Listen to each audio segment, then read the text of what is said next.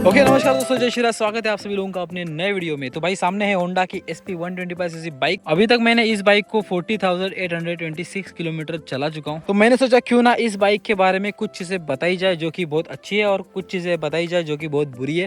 और overall 40,000 kilometre मैंने इस बाइक को चलाया है और 2.5 साल कम्प्लीट हो चुके हैं। तो इस बाइक के बारे में सब कुछ मैं जान चुका हूँ। तो क्यों ना आपको इस बाइक के बारे में बताया जाए और उसके साथ साथ मैंने इसमें क्या क्या इंस्टॉल किया है नया नया, वो आपको बताया जाए। पहले हम बात करेंगे कंपनी के साथ साथ हमें क्या क्या चीजें मिलती है जो कि बहुत ही बकवास है। तो पहली चीज ये टायर अभी तो मैंने बड़ा डाला है। इससे पहले जो 2022 का मॉडल आता था ना, उस बाइक का टायर बहुत ही छोटा होता था, कंपनी के साथ ही आता था TVS का टायर। अभी MRF का आता है और साइज बड़े आती है। अभी जो आप सामने देख रहे हो ना, ये बड़ी साइज है जो कि मैंने इंस्टॉल की है। सामने से इस गाड़ी को देखोगे, साइड से देखोगे तो ये गाड़ी थोड़ी सी बल्कि दिखेगी, लेकिन पीछे से देखोगे ना तो बहुत ही छोटा टायर दिखता था और ऐसा लगता था कि साइकिल का टायर डाल दिया। दूसरी चीज है हीटिंग इशू।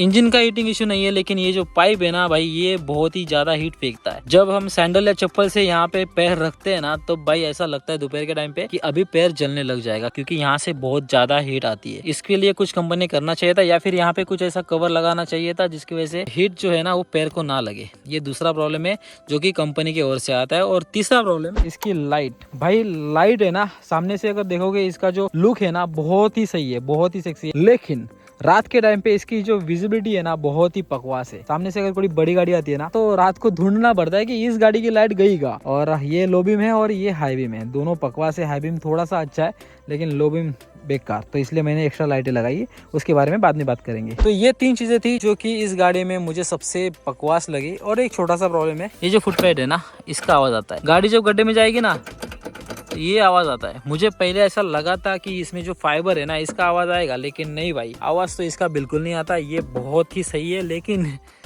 ये देखो इसका आवाज बहुत आएगा, उसके बाद इसका आवाज आएगा। बाकी इस गाड़ी में ना कोई कमी मुझे देखने को नहीं मिली स्टार्टिंग में। तो भाई अब बात करते हैं इस बाइक को लेने के बाद मैंने क्या क्या चेंजेस करवाए। गाड़ी लेने के बाद दूसरे महीने में ही मेरी गाड़ी मेरे हाथ से गिर गई। तब ना मुझे लगा था कि अभी ये खत्म हो चुके हैं, क्योंकि ये सब फाइबर ही है। लेकिन भाई ऐसा कुछ नहीं हुआ। जब गाड़ी गिरी ना तो रास्ते के जो एज होते हैं ना, उस रास्ते पर गिरी। तो मुझे लगा था भाई जाएगा, लेकिन कुछ नहीं हुआ। देखो यहाँ पे हल्का सा क्रैश आ गया, यहाँ पे थोड़ा सा क्रैश आ गया, और यहाँ पे कुछ नहीं हुआ, और यहाँ पे कुछ आया था। ये देखो इतना ही हुआ था। 40 के स्पीड में गाड़ी गिरी थी। मुझे लगा था बाइक खत्म हो जाएगी, लेकिन कुछ नहीं हुआ। उसके बाद मैंने तुरंत डिसाइड किया कि भाई इस गाड़ी में क्रैश गार्ड लगवाना जरूरी है, क्योंकि पता नहीं क्या हो जाए। उसके बाद मैंने ना ये गार्ड लगवाया। ये जो गार्ड सामने देख रहे हो ना, ये गार्ड ऑनलाइन नहीं मिलता। इस गार्ड को मैंने एक वेल्डर के साथ बैठ के मेरे हिसाब से बना के लिया, जो कि कोल्हापुर में। और इस गार्ड को लगाने के बाद ना भाई 2 बार मैं बच चुका हूँ बड़े खर्चे से। जब मैं पंढरपुर से वापसी आ रहा था ना, तब मेरा एक एक्सीडेंट हुआ था। उसमें कुछ 50 या आसपास का स्पीड था और मैं पूरे रास्ते पे गिरा था। और अगर ये गार्ड नहीं होता ना भाई, तो ये सब जाता, ये भी जाता, ये भी जाता, और पता नहीं पीछे का क्या क्या जाता। इसकी कॉस्ट अराउंड 3,500 रुपए मुझे पड़ी, कलर के साथ सब कुछ मिला के। तो अभी इस बाइक के लिए जो गार्ड आते हैं ना वो ऑनलाइन अवेलेबल है। तो ये मैंने गार्ड लगवाया था। उसके बाद लाइटें लगवाई थी, उसके बारे में बाद में बात करते हैं। उसके बाद मैंने ये गार्ड लगवाया। ये ना ऑनलाइन मिल जाता है। इसका वैसे भी कोई मुझे यूज नहीं है, फिर भी मैंने एक लुक के लिए इसको लगाया, जो की बहुत अच्छा लुक मिलता है इसके लगाने की वजह से। गार्ड फिट करने के बाद इसकी लाइट देखने के बाद रात को ना भाई बहुत ही प्रॉब्लम होता है, इसलिए मैंने लाइटें लगवाई। सबसे पहले मैंने गार्ड को ये लाइटें लगवाई। ये लोकल लाइट है और ये भी लोकल लाइट है। मैंने कोई हाईफाई वगैरह लाइट नहीं लगाई। ये जो लाइट है ना, ये 1200 में पड़ी। और उसके बाद मैंने ये ली। इससे पहले मैंने एक प्रोजेक्टर लिया था, जो कि 1300 रुपए का मिला था मुझे। भाई बहुत ही बकवास था, लोकल ही लिया था। तो उसकी वजह से क्या हुआ ना, पानी गया। पानी जाने की वजह से अंदर के जो स्विचेस आते हैं ना वो चले गए। उसकी वजह से कुछ दिखना बंद हो गया था। बाद में एक दोस्त ने सजेस्ट किया कि भाई ये जो लाइट दिख रही है ना, ये लाइट लगवा ले, बहुत सही है। बस 800 रुपए स्विच के साथ आती है। इसका थ्रो जो है ना कुछ इस तरीके का दिखता है भाई, बहुत सही है। मतलब एक नंबर काम हुआ। इसकी जरूरत ही नहीं पड़ती, फिर भी मैंने जो लेके रखा इसलिए मैंने यहाँ पे इसको फिट कर दिया। तो भाई इस गाड़ी में मैंने सिर्फ ये क्रैश गार्ड लगवाया, वो एक गार्ड लगवाया और सिर्फ लाइटें लगवाई। और इस गाड़ी में मैंने कुछ भी नहीं एक्स्ट्रा लगाया। लेकिन ये 3-4 चीजें लगाने के बाद गाड़ी का लुक ना कुछ इस तरीके का दिखता है, जो कि बहुत सही दिखता है। अगर बाकी के SP एक साथ खड़े करोगे और उसमें ये गाड़ी लग दोगे ना, तो इस गाड़ी का जो लुक आता है ना सबसे अलग आता है। और ये कभी कभार ना जिनको पता नहीं है इस गाड़ी के बारे में, उनको लगता है कि ये कोई दूसरी बाइक आई है।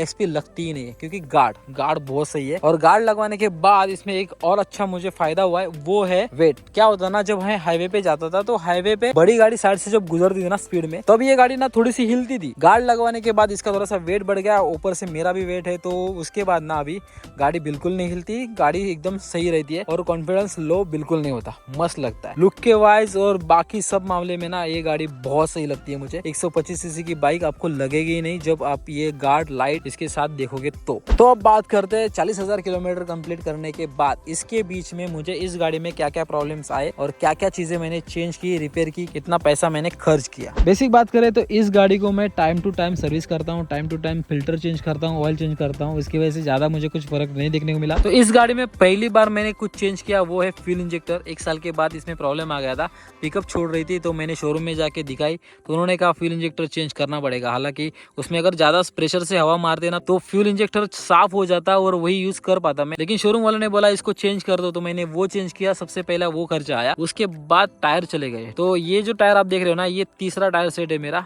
ये इसको 2 बार में चेंज किया और ये तीसरा टायर मेरा चल रहा है। उसके बाद प्रॉब्लम आया चेन सेट चला गया था, तो 1 बार मैंने इसका अभी तक चेन सेट चेंज किया है, बस 1 बार। उसके बाद भाई इस मुझे प्रॉब्लम आया, ये जो डिस्क पैड होते हैं ना, इसका प्रॉब्लम आया। क्या हुआ ना, घर से मैं कनकौली आ ही रहा था शहर में, तो अचानक से ना ये अगला टायर जाम हो गया। मैं सोच रहा हूँ गाड़ी भाग क्यों नहीं रही, मैंने रुकाई। उसके बाद टायर को देखा तो भाई ये टायर ना हिल ही नहीं रहा था, क्योंकि ये जो पैड होते ना ये पूरे जाम हो चुके थे। उसके बाद मैंने देखा कि ये घूम ही नहीं रहा, तो मैंने इसको पूरा खोला, यहाँ पे बांधा और गैरेज लेके गया, तो पता चला भाई इसके पैड खराब हो गए। तो मैंने 1 बार पैड चेंज किए थे। उसके बाद 3-4 दिन पहले ही मैंने फिर से इसके पैड चेंज किए, क्योंकि वैसा ही प्रॉब्लम आ गया। तो 2 बार मैंने इसे डिस्क के पैड जो होते ना वो मैंने चेंज किए 2 बार। इसके बाद भाई और एक प्रॉब्लम आया था, वो है इसका कौन सेट का ना 1 बार प्रॉब्लम आया था। तो 1 बार प्रॉब्लम आने के बाद एक ही बार चेंज करना होता है ना, तो मैंने ऐसा नहीं किया। शोरूम वालों की गलती की वजह से ना 1 बार गया हुआ कौन सेट मैंने 2 बार चेंज किया। क्या होता है ना भाई, इस गाड़ी पे बैठने के बाद ना इसका जो लुक देखने को मिलता है ना वो अलग ही दिखता है। मतलब ऐसा लगता नहीं है कि ये 125 सीसी की बाइक है। तो मैं ना कभी कभार गाड़ी पे बैठने के बाद जोश में होश खो देता हूँ और गाड़ी ना कहीं पे भी कूदा देता हूँ। अभी यहाँ आने के लिए ना अच्छा रास्ता नहीं है, लेकिन वहाँ पे थोड़ा सा खराब रास्ता है, तो वहाँ से कुदाते हुए इस गाड़ी को मैं यहाँ तक लेके आया हूँ। ऐसे ही खराब रास्तों पे चलाने के बाद, कुदाने के बाद मेरा कॉन्सेप्ट चला गया था। तो मैंने पहली बार मैंने सोचा कि भाई शोरूम जाके चेंज करते, लेकिन भाई उन्होंने तो कांड ही कर दिया। क्या हुआ, पूरा सेट तो बराबर सेट कर दिया, लेकिन यहाँ से ना एक छोटा सा पार्ट आता है, उसका नाम तो मैं भूल गया, वो पार्ट लगवाना ही भूल गए, शायद वॉशर रहेगा। फिर से मैंने जाके दिखाया तो उन्होंने बोला सही है। स्पीड ब्रेकर पे कुदाई तो आवाज नहीं आ रहा था, लेकिन मैं जब गड्ढों में गाड़ी चला रहा था ना तो मुझे आवाज आता था। क्योंकि क्या होता है ना, स्पीड ब्रेकर का स्लोप जो ऐसा होता है, लेकिन गड्ढों में एजेस होते, तो एजेस में जाके जब टायर पटकता था ना तब आवाज आता था। तो मैंने भाई, मेरा जो गैरेज वाला भाई है उसके पास में गाड़ी को लेके गया, उसने थोड़ी सी गालियां दी। उसके बाद फिर से मुझे नया कॉन्सेप्ट का जो सेट आता है वो लेके आने के लिए बोला और उसने लगा दिया। अभी कॉन्सेप्ट लगवाने के बाद लगभग 1.5 साल हो गया होगा, अभी तक इसमें आवाज बिल्कुल भी नहीं आता। कॉन्सेप्ट के बाद यहाँ पे मैंने एक प्रोजेक्टर लगाया था जो कि बहुत ही बकवास था, लोकली मिलता है, उसको इंस्टॉल किया था। इसमें पानी जाने की वजह से ना यहाँ पे कुछ शॉर्ट हुआ था, तो वो जाने की वजह से, यहाँ पे शॉर्ट होने की वजह से ना यहाँ पे मीटर में लाइट नहीं आ रही थी। ये स्विच बनता, ये स्विच बनता, ये सब बनता। पासिंग जो लाइट होती है ना वो भी बंद थी, बस मेन जो लाइट होती है ना लोअर बीम वो चालू थी और इंजन चालू था। और ये जो मैंने लाइटें लगवाई ना अभी शायद 5-6 महीने हो गए, तो अभी तक इसका कोई प्रॉब्लम मुझे नहीं आया। उसके बाद इस गाड़ी में बारिश के टाइम पे तकलीफ देने वाला काम ये करता है, ये है क्लच स्विच। इसमें क्या होता है ना, अगर पानी जाता है ना तो ये काम करना बंद कर देता है। तो बाद में क्या करना पड़ता है, पहले इसको निकालो, फूक फीक मार के उसमें जो पानी है वो निकालो, उसके बाद फिर से लगाओ तो ये चालू हो जाता है। इसको मैंने 2-3 बार चेंज किया है और उसके बाद कभी कभार जो प्रॉब्लम आता है तो मैं वही फूक मार के पानी निकालता हूँ, उसके बाद ये चालू हो जाता है। उसके बाद भाई यहाँ पे प्रॉब्लम मुझे देखने को मिला था, गाड़ी को मैं कुदाता हूँ, उसकी वजह से शायद यहाँ पे लीकेज आ गया था। तो उसने वो चेक किया, उसको बाद में इसको कुछ पॉलिश वॉलिश करते, उसको करने के बाद का फिर से इंस्टॉल कर दिया। उसके बाद अभी तक इसमें कोई भी प्रॉब्लम नहीं आया। तो भाई कंफर्ट की बात करें ना तो भाई कंफर्ट तो भाई 1 नंबर है। होंडा का इंजन है, इसका मतलब इंजन का कोई इशू नहीं है। 2 बार इस बाइक को मैंने एक दिन में 600 किलोमीटर चला चुका हूँ। ना मुझे बैक पेन हुआ, ना नेक पेन हुआ, ना शोल्डर पेन हुआ, कुछ नहीं। मुझे ऐसा लगता है 125 सेगमेंट में जितनी भी गाड़ियां है ना, उन सभी गाड़ियों में से ओवरऑल लुक के बारे में, कलर के बारे में, कंफर्ट के मामले में और माइलेज के मामले में अगर कोई गाड़ी 1 नंबर है ना तो ये है होंडा की SP 125cc बाइक।